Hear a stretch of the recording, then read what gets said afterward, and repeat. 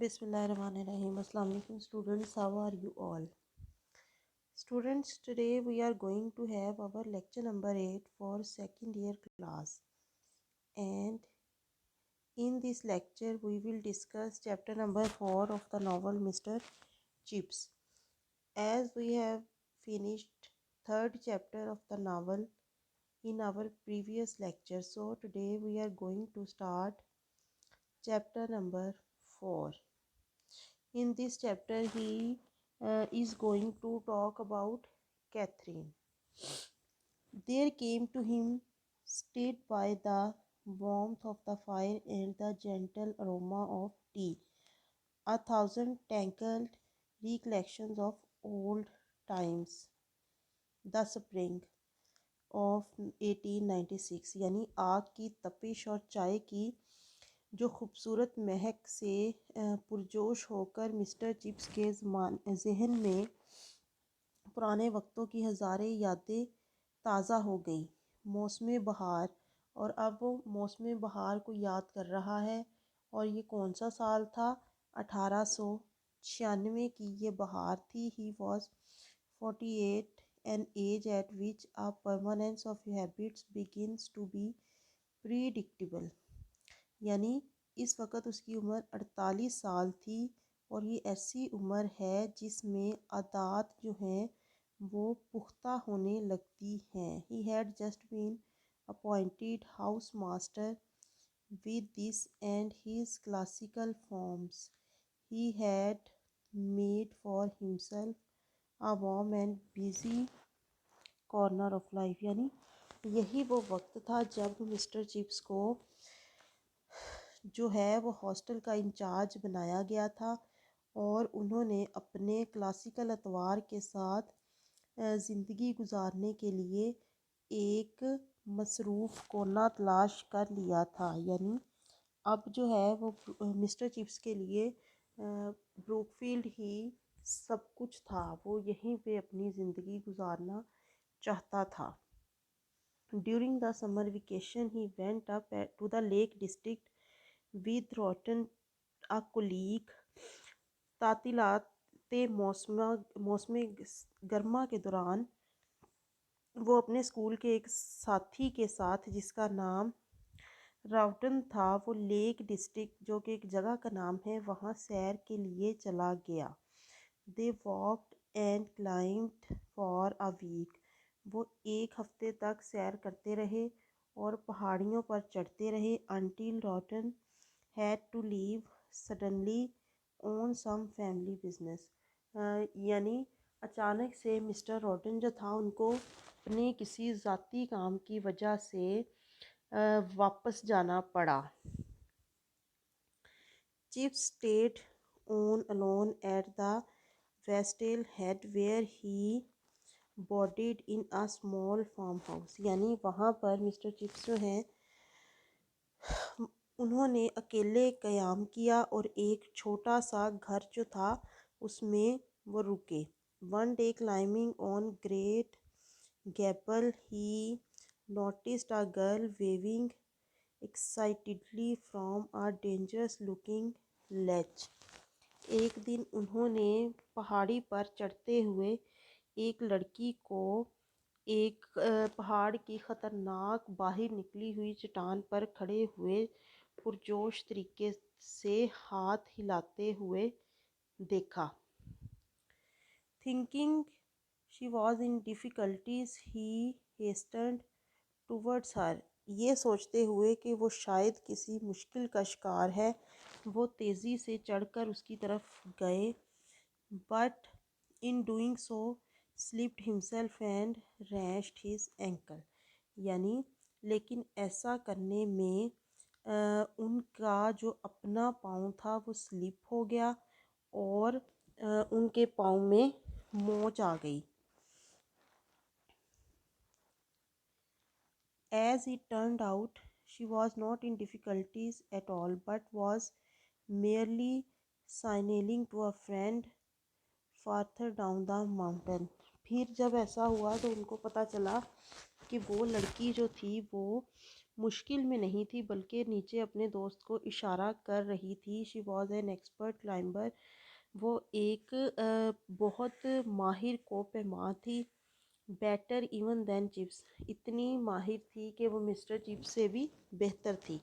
Who was pretty good.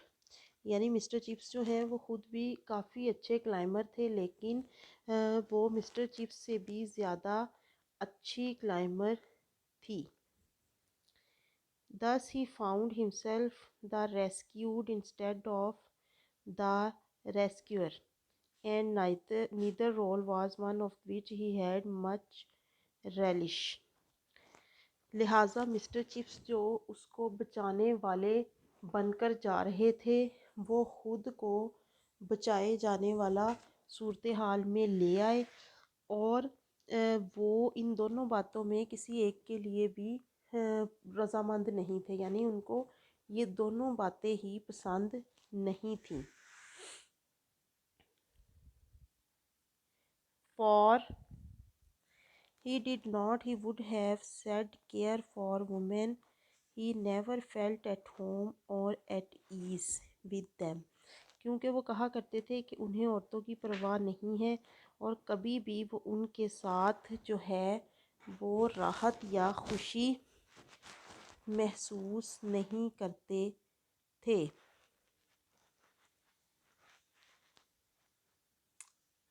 And that monstrous creature beginning to be talked about, the new woman of the 90s, filled him with horror.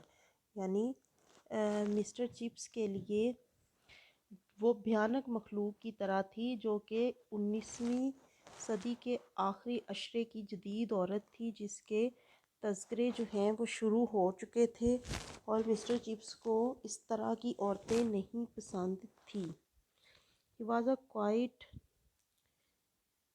conventional person and the world viewed from the haven of Brookfield seemed to him full of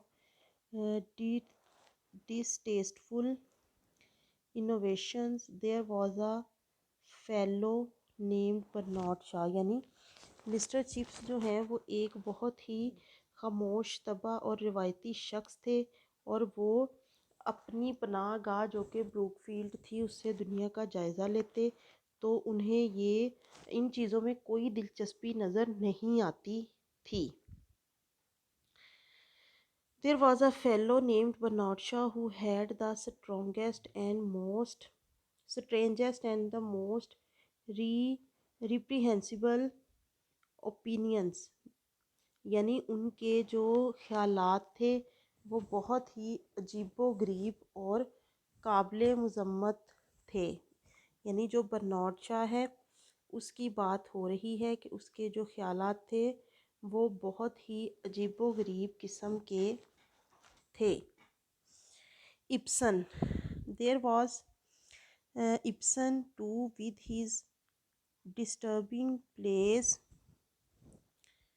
and there was this new craze for bicycling which was being taken up by women equally with men.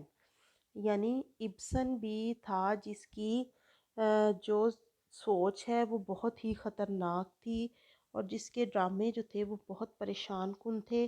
اور پھر یہی وہ وقت تھا جب دنیا میں cycle چلانے کا جنون جو ہے وہ نیا نیا شروع ہو رہا تھا اور عورتیں بھی اس میں مردوں کے برابر حصہ لے رہی تھیں. Chips did not hold with all this modern newness and freedom. Mister Chips جو ہیں وہ اس ساری نئی جدت اور آزادی کی حمایت نہیں کرتا تھا. وہ اس کے حق میں نہیں تھا. He had a vague notion, if he were formulated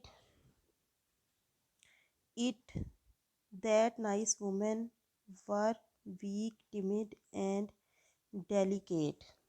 یعنی اس کی ایک مبہم سی رائے تھی کہ اگر اس نے کبھی یہ رائے تشکیل دی تھی کہ نفیس خواتین جو ہیں ڈیسنٹ خواتین جو ہیں وہ کمزور ڈرپوک اور نازک ہوتی ہیں.